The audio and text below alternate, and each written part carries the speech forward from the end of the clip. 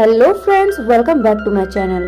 Friends, आज मैं explain करने वाली हूँ एक तमिल कॉमेडी हॉरर मूवी को जिसका नाम है काटेरी। मूवी की शुरुआत में हम देखते हैं एक गांव को जहाँ पर एक मेला लगा हुआ था और सभी गांव वाले वहाँ पर आए हुए थे और ये वक्त होता है 1960 का। इस मेले के पास ही एक लाइट का खंभा होता है जिसके पास हम एक आदमी को देखते हैं जो कि उसको काट रहा था, वो भी उसको गिराने के लिए। और फिर वहाँ पर एक और आदमी आता है और उस आदमी को जान से मारकर उस खंभे को नीचे गिरा देता है, जिससे उस खंभे की वायर एक सीधी लाइन से होकर जाती है और सामने आने वाले सभी गांव वालों को जो मेले में आए हुए थे उनको काट देती है। और इस तरह से पूरे गांव वाले मारे जाते हैं। लेकिन ये किसने किया और क्यों किया ये हमको थोड़ी देर में पता चलेगा। और मूवी आती है अब प्रेजेंट टाइम में, यानी कि 2019 में। यहाँ हम एक डॉक्टर कामनी को देखते हैं जिसके पास इलाज के बहाने से 3 लोग आते हैं और वो उससे बोलते हैं कि उससे पहले उनके बॉस नैना के कहने पर उसे किडनैप करने एक आदमी मंगामणि आया था, लेकिन वो गायब है, तो वो लोग उसको अब किडनैप करने आए हैं। इसके बाद वो उसे पकड़कर ले जाने लगते हैं, लेकिन वो उनसे बचकर भागती है। लेकिन तभी वहाँ पर नैना का बेटा आ जाता है और कामनी को किडनैप करके उन तीनों के साथ नैना के अड्डे पर पहुँचता है। अब यहाँ पर इनका बॉस नैना जो होता है वो इन तीनों को यानी कि गजा, शंकर और काली से बोलता है कि उन लोगों ने उसके पैसे का घपला किया है और उसे उसके पैसे वापस चाहिए, जो उन लोगों ने और उसके ही बाकी 1-2 साथी किरण और मंगामणि से घपला में गए हैं और वो पैसे उसको वापस चाहिए, अदरवाइज वो एक दिन उन सबको जान से मार डालेगा। जिससे वो लोग डर जाते हैं और किरण के पास में पहुंच जाते हैं जिसकी रिसेंटली ही श्वेता नाम की एक लड़की से शादी हुई थी।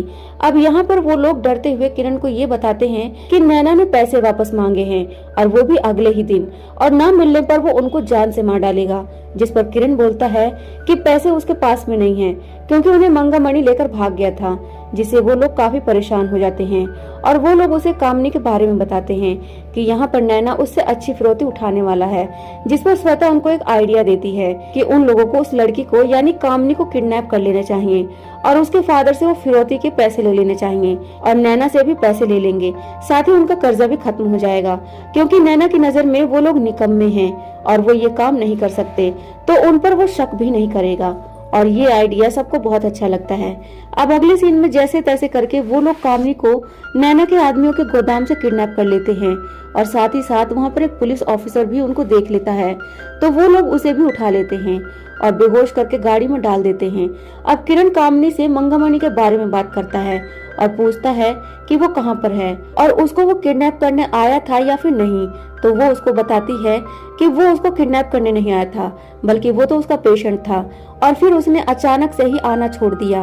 अब इस बात पर किरण पूछता है कि वो आखिर गया कहाँ पर, जिस पर वो बताती है कि वो किसी को कोलाटीपुरम गांव के बारे में बता रहा था जहाँ पर खजाना छुपा हुआ है और उसे लेकर वो अब्रॉड शिफ्ट होने का बोल रहा था। और अब किरण उस गांव में जाने का फैसला करता है। वो लोग कुछ ही समय के बाद में कोलाटीपुरम गांव के अंदर पहुंच जाते हैं जहां पर वो एक एड्रेस ढूंढते हैं जहां पर मंगामणि गया था।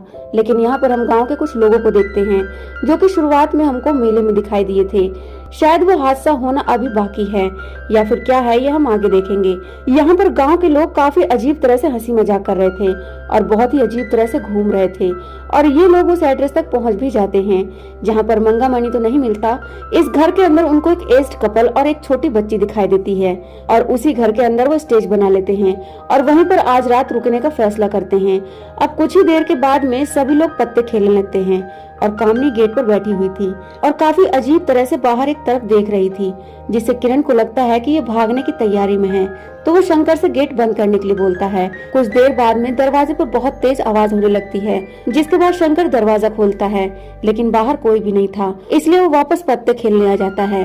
गेट के ऊपर फिर से आवाज होती है और ऐसा 2-3 बार होता है लेकिन बाहर कोई भी नहीं था और अब वो थोड़ा सा परेशान हो जाता है।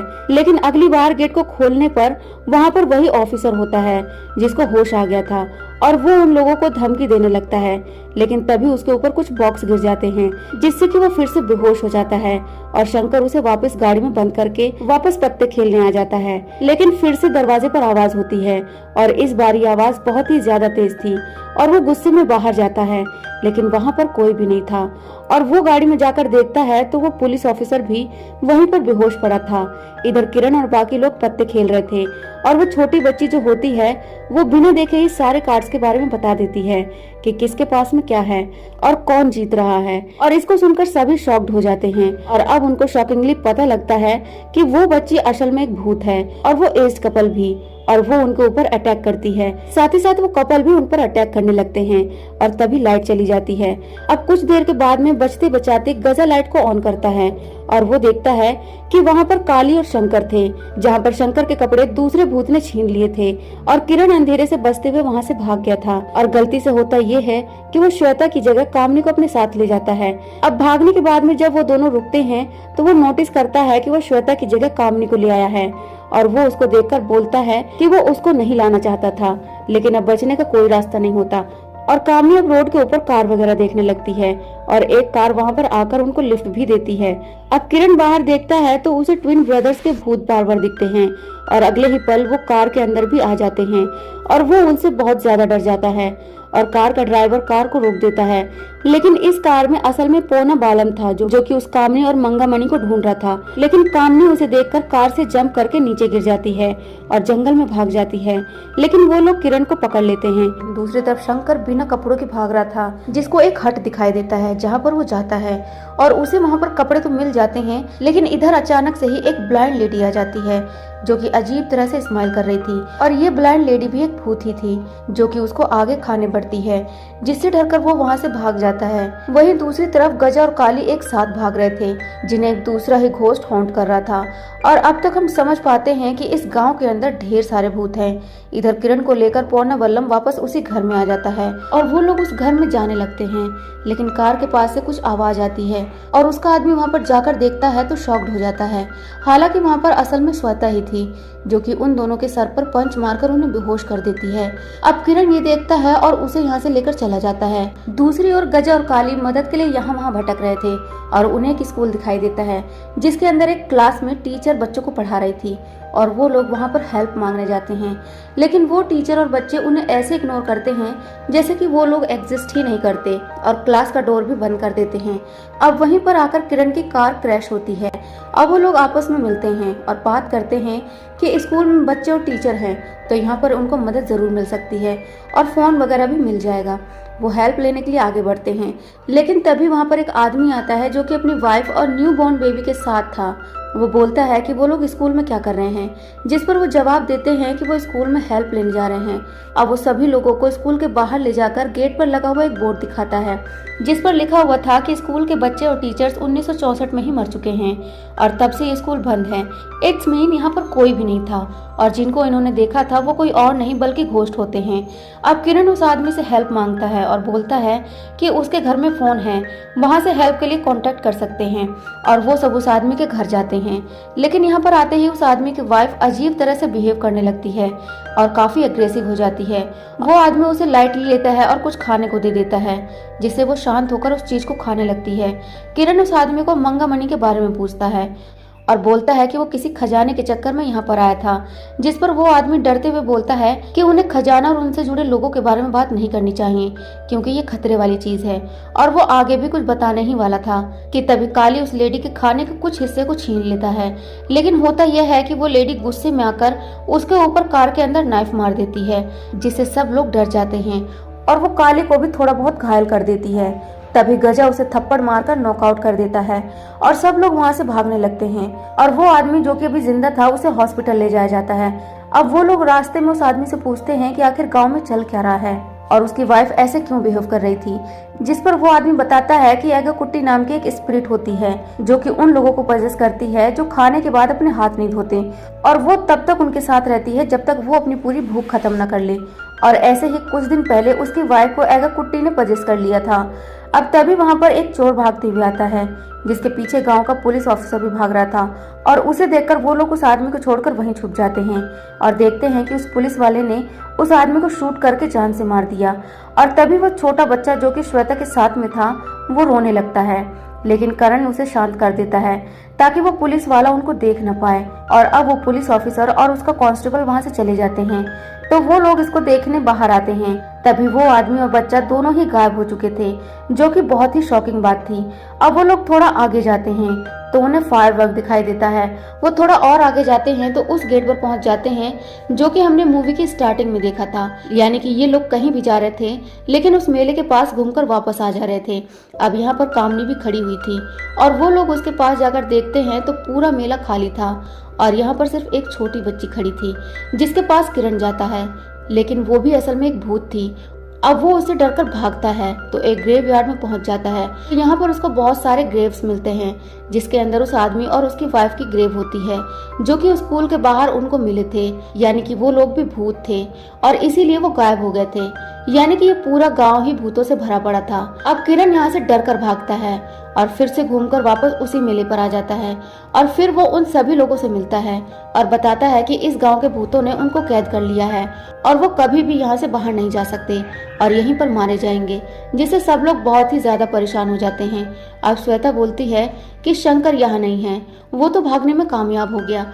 इस पर कामनी बोलती है कि वो भागा नहीं है, असल में वो उसे मिल गया था और वहाँ से निकलने का रास्ता ढूंढ रहा था। लेकिन उसे मातम्मा नाम की एक लेडी मिलती है जो कि उनसे पूछती है कि वो सुंदर तो दिख रही है ना, और शंकर उसका जवाब दे देता है और जवाब के बाद ही उसका चेहरा डरावना हो जाता है और वो शंकर को कहीं पर ले जाती है। अब ये सुनकर सब लोग डर गए थे और श्वेता बताती है कि उसने मातम्मा के ऊपर एक नॉवल पढ़ी है जहाँ पर जब भी वो स्पिरिट उनके सामने आए तो उन्हें सीधा जवाब नहीं देना है, बल्कि उसे उल्टा सीधा जवाब देकर कंफ्यूज कर देना है और ऐसा करते करते वो लोग उससे इस गांव से निकलने की विश मांग सकते हैं और वो खजाने के बारे में बता सकती है। अब किरण यही प्लान बनाता है और अब वो लोग वहाँ से बाहर निकलने लगते हैं ताकि कहीं रास्ते में उनको मातम्मा की आत्मा मिल जाए। अब जाते हुए किरण गजा से बात करता है और बोलता है कि उसे श्वेता के ऊपर शक हो रहा है क्योंकि उसने कामनी की किडनैपिंग भी ऐसे सुना दी जैसे उसने खुद से देखी हो। साथ ही साथ उसे मातम्मा के बारे में भी सब कुछ पता है और उस घर के बाद जो भी कुछ हुआ और उसने उन दोनों को वहाँ पर बेहोश भी कर दिया था, जिस पर गजा एग्री करता है। अब वो लोग थोड़ा आगे जाते हैं और उनको मातम्मा मिल जाती है और वो उन लोगों से पूछती है कि वो सुंदर तो है ना, जिसके बारे में वो जानते थे कि सीधा जवाब मतलब मौत, पर उन्हें कुछ अलग करना होगा और वो उल्टे सीधा जवाब दे देता है। पर फिर भी मातम्मा उन्हें उठाकर अपने घर ले जाती है। श्वेता यहाँ पर मातम्मा को देखकर भाग जाती है। अब वो सब मातम्मा के घर पर थे और अब पहले तो उन्हें मंगामणि का सर मिलता है जो कि खजाने के लिए आया था और उसको ये सजा मातम्मा ने दी थी।